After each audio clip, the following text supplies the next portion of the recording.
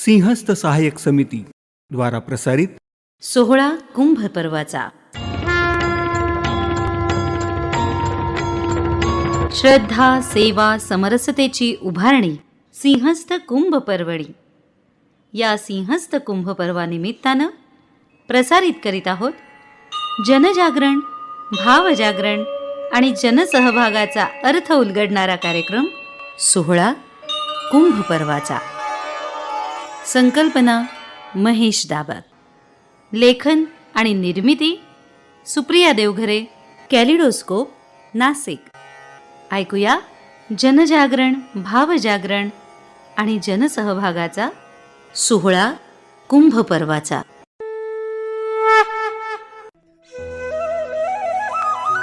नमस्कार श्रोते हो, आजचा हा 5वा भाग. मागच्या भागात दानवांनी अमृताचा सुवर्ण कुंभ पळवला आणि देव हतबल उभे राहिले. आज पाहूया पुढे काय झालं. मावशी. कोण? अरे युवराज, ये ना, ये आत ये. काय रे, आज सकाळी सकाळी काय विशेष? ए मावशी, आईने एक निरोप दिलाय बरं का तुला. आज सगळ्यांनी गुरुपौर्णिमेच्या कार्यक्रमासाठी 10 वाजता जमायचं आहे. आईने जसं सांगितलं अगदी तसंच सांगितलं बरं का तू. अगदी पाठांतर करून आलायस बहुधा. येईल हो, वेळेत येईल. मावशी, आर्यारोहण कुठे आहे ग? अरे आहेत आत, क्लासची तयारी करतायत. तू ये, बैस बैस.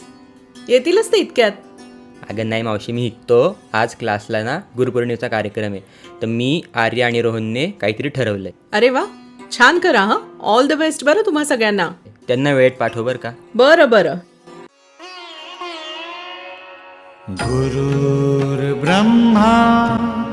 गुरुर्विष्णू गुरुर्देवो महेश्वरा गुरु साक्षात् परब्रह्म तस्मै श्री गुरवे नमः.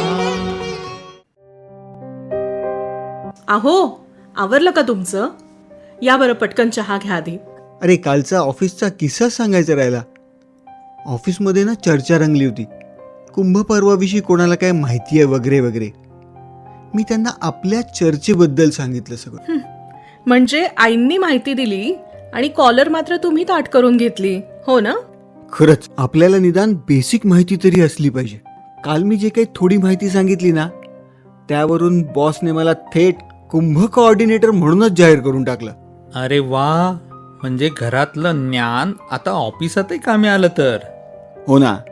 आता बॉसनी मलाच सांगितलंय पुढच्या मीटिंगमध्ये सगळ्यांना समजावून सांग म्हणून. आता पुढची माहिती नसेल तर मीच फजित होणार ना. बरं झालं, निदान बॉसच्या भीतीने का होईना लक्ष देऊन ऐकाल आमचं. बाबा, तुम्हाला माहिती का जयंत कोण होता? नाही रे, तेच तर विचारतोय मी. आई, आता उरलेली सगळी माहिती दे मला कुंभ पर्वाची, नाहीतर उद्या बॉस समोर तोंडघाशी पडेल मी. ए हो ग आजी, तू सांगणार होतीस ना ते दानव अमृत घेऊन गेले, मग पुढे काय झालं? हा आजी, सांग ना प्लीज. हो हो, आज सगळं सांगते, जरा दम धरा. मुलांनो, आता गोष्टीत एक मस्त वळण येणार आहे बरं का. वळण? कोणतं वळण आजोबा? दानवांनी अमृत हिसकावलं हे खरं. आता सर्वात महत्त्वाचा भाग ऐका. देवांनी ठरवलं अमृताचा कलश परत मिळवायचाच, वाटेल ते झालं तरी. देवांनी इंद्राचा मुलगा जयंत याला या कामगिरीवर पाठवलं. जयंतने काय केलं? जयंतने चक्क पक्षाचं रूप घेतलं आणि झेप घेऊन तो स्वर्ण कलश पळवला.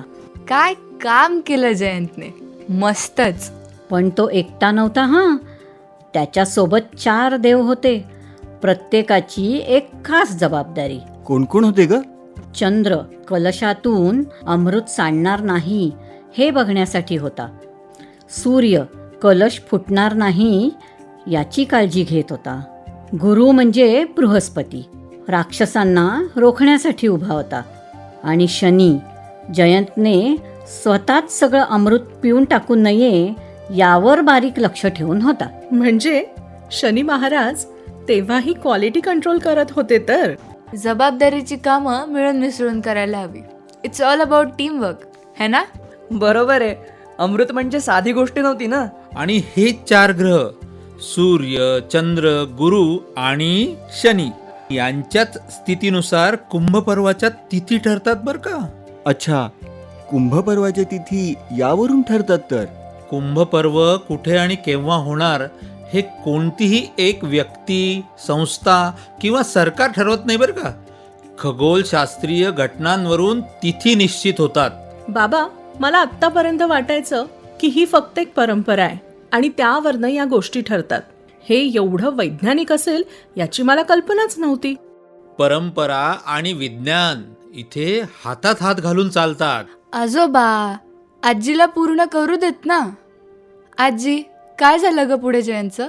जयंत हे कलश घेऊन आकाशातून जात असताना त्या प्रवासात अमृताचे थेंब 4 ठिकाणी पडले. कुठे कुठे पडले ग? हरिद्वार, प्रयाग, आपलं नाशिक आणि उज्जैन. व्हॉट? म्हणजे आपल्या नाशिकच्या गोदावरीत अमृताचे थेंब पडले? हो बाळा, आणि म्हणूनच 12 वर्षांनी एकदा सिंहस्थ कुंभपर्व नाशिकमध्ये भरतो. आणि हो, यंदाचा सिंहस्थ त्रिखंडी आहे. गुरुग्रह या काळात 3 वेळा राशी बदलणार आहे. हे खूप विशेष आहे. त्रिखंडी कुंभपर्व हे तर बॉसला सांगायलाच हवं. We are so lucky. आपण एवढ्या पावनभूमीत जन्माला आलोय. खरंय आर्या. अगं, ही माहितीच आपल्याला आपल्या मातीची ओळख करून देते. उद्या बॉस समोर ना कॉलर ताट करून सांगेन मी. आणि सांग त्याला, ही माहिती नुसती पुस्तकातली नाही, तर ही आपल्या घरातल्या गप्पांमधून आली आहे. आपले आजी आजोबा म्हणजे तर जिवंत विद्यापीठच आहे. बरोबर रोहन. बरं, मी काय म्हणते, चल लवकर, युवराज आपली वाट बघत असेल. आज गुरुपौर्णिमेचा कार्यक्रम आहे ना. चलो चलो. बाय सगळ्यांना. पण या कथेचा अर्थ केवळ पौराणिक नाही हं. त्यामागे आणखी एक खोल रहस्य आहे. अर्थवादाचं, योग साधनेचं, आत्मज्ञानाचं सुद्धा. ते आमच्या पुढच्या काही भागांमधून आपण जाणून घेणार आहोतच. तेव्हा असंच भेटत राहूया. नमस्कार.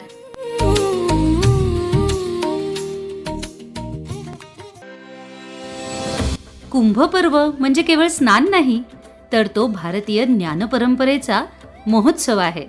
कुंभपर्वाच्या निमित्तानं भारतीय ज्ञान परंपरांना जाणून घेऊया आणि पुढच्या पिढीपर्यंत पोहोचवण्याचा संकल्प करूया. आपला कुंभपर्व, माझी जबाबदारी. आपला कुंभपर्व, माझी जबाबदारी.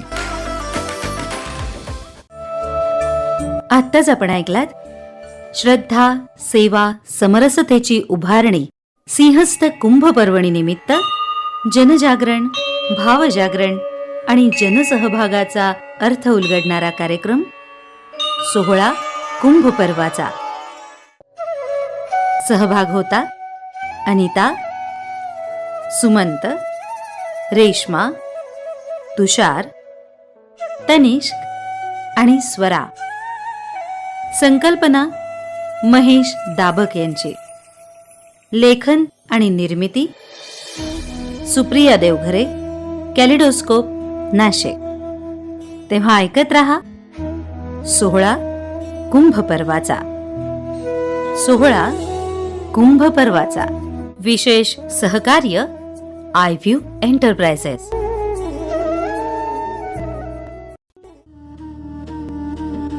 सोहळा कुंभपर्वाचा दर सोमवारी, बुधवारी आणि शुक्रवारी सकाळी 8:30 वाजता FM 101.4 अर्थात आकाशवाणीच्या नाशिक केंद्रावर. तसंच www.nasikkumbhaparva2027.com या आमच्या अधिकृत वेबसाईटवर हे प्रसारित झालेले भाग आपण पुन्हा ऐकू शकता. आपली प्रतिक्रिया नोंदवू शकता आणि अधिक माहिती आणि प्रतिक्रियेसाठी आपण आम्हाला या क्रमांकावर संपर्क साधू शकता. क्रमांक 70587 20566 7058720566. तेव्हा भेटूया पुढच्या भागात. तोपर्यंत नमस्कार. कुंभपर्वात सहभागी होण्यासाठी QR कोड स्कॅन करा. आपला कुंभ, माझी जबाबदारी.